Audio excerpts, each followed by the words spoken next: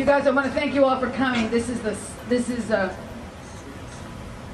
My Liberty San Mateo. That's our group, see? We are the San Mateo County Tea Party Patriots and 912 Project Group. And we started because there was no such thing as San Mateo County. We were the black hole in the middle of the Bay Area. Nothing happened here.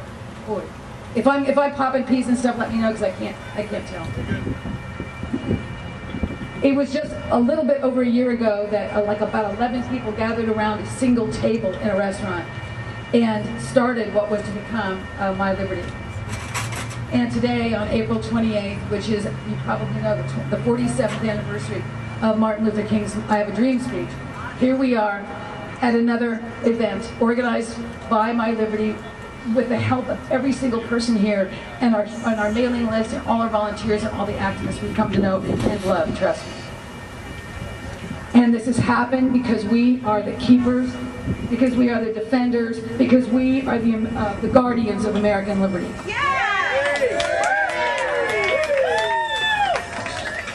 And I'll tell you how I feel. America has been chosen by divine providence, however you choose to define it, to keep the bright torch of freedom lit and held high for all the people of the world. We do not fight for freedom for just ourselves, not for just our children, not for just the next generation of Americans and our neighbors and all the people we know and love. We are literally the best last hope of freedom for the entire world of men.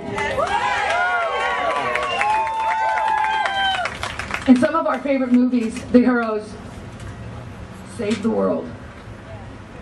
You know it's a joke, right?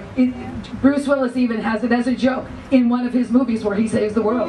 He says, I know, I'm supposed to like save the world, right? And you know what? It's cute, we love them. It's The Matrix, and it's Independence Day, and it's Indiana Jones, and it's Star Wars, and it's all the movies we love, all those summer blockbusters, right? Well, I got news for you. This is our summer blockbuster. And you are the heroes of that movie. The world might not know our names. And they may never show up on a marquee. They may never show up on a billboard. Even history books may not know who we are individually. But divine providence knows who you are. And the work we do here, the battles that we fight, the victories we obtain, and we'll live on for generations because they will be free because of what we did. Amen.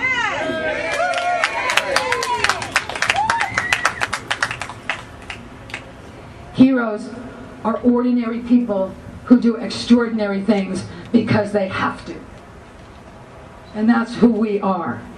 Never let anyone tell you because this is glossy, it's not fancy, and we're not big names in the Tea Party movement. We're not the big celebrities and the stars.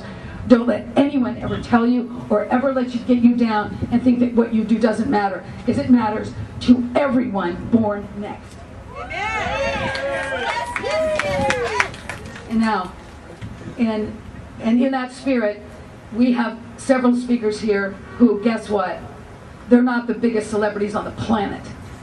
Okay? But they're the most important people in our little world. They are the people who decided they weren't going to put up with losing freedom in America. They weren't going to put up with doing nothing. They weren't going to watch our freedom die and sit there and watch it because they were too busy or too scared. These are ordinary people, if you'll excuse me, you guys, doing extraordinary things for us right in our midst. And the first one I'd like to introduce is Sally Zelikovsky. God, I got it right. Sally is the founder and I want to call her the director. I don't know what her actual title is. The organizer of Bay Area Patriots, the responsible for one of the very first tea parties in our Bay Area. And here she, without further ado, here's Sally.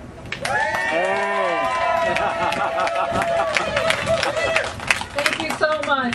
Can you guys hear me okay? Yeah. Okay. Yeah. Nice to meet you. My name is Carol Negro, founder of this group. All right. Let's see. This is the first time I've ever spoken to a crowd from a truck. But I am an ordinary person, so. Okay, thanks for that introduction. How many of you guys have been to a San Francisco Tea Party? Yeah, let's hear it. Woo! All right, it's a privilege and an honor to be here today. Feel free to whoop and holler anytime you want. There you go. Okay, bear with me. I've got my teleprompter over here, and it's pretty windy. And I can't memorize anymore, so I'm not that extraordinary. Although this is the anniversary of Martin Luther King's I Have a Dream speech, I decided to share with you his letter from the Birmingham jail. While incarcerated, King wrote this letter in response to a statement from members of the clergy who agreed with him, but feared his actions might lead to violence, be perceived as extreme, and hamper real progress for blacks in the South. King points out that constructive and creative nonviolent tension is often necessary for progress, to help men rise from the dark depths of prejudice and racism to the majestic heights of understanding and brotherhood. He argues that breaking the law is morally sound if that law is unjust or enforced in an unjust manner, and reminds us of history's rebels like Moses, Martin Luther, and the Sons of Liberty. It is part of the human experience, he comments, that freedom is never voluntarily given by the oppressor. It must be demanded by the oppressed. Yeah. Now, if we stop right here, it's obvious that we Tea Partiers share an affinity for King's civil disobedience. We waited a long time to take on the system, as did Black America. We tried to negotiate our way to liberty by working with moderates, as did the black leadership in the South. We've endured all manner of broken promises from our politicians, their failure to work of, for, and by the people. And our grievances have been ignored. Lower taxes, fewer regulations, less spending, and freedom to live our lives with minimal government intrusion, and so on. Now, when the government fails to make good not only on its promises, but on the principles set forth in the Constitution, then it's time for protests, boycotts, and marches. Is this not the essence of the Tea Parties? All right.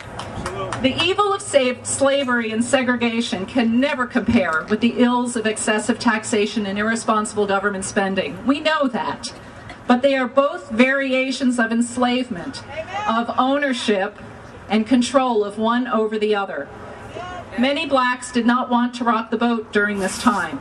After all, they